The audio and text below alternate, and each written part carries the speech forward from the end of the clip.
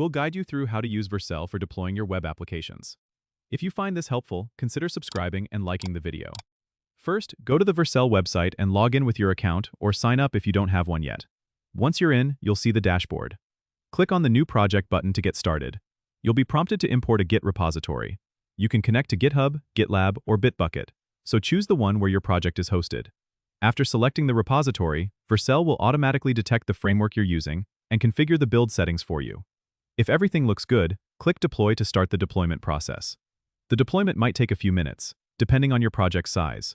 Once it's done, you'll get a preview URL where you can see your application live.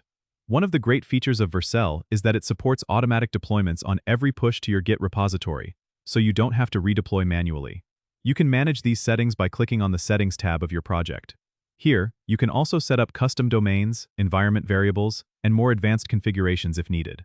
Another tip is to use Vercel's analytics to monitor the performance of your site once it's live.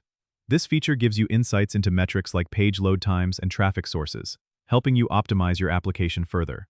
And that's how you use Vercel to deploy and manage your web applications effortlessly. Don't forget to subscribe and comment if this helped you out.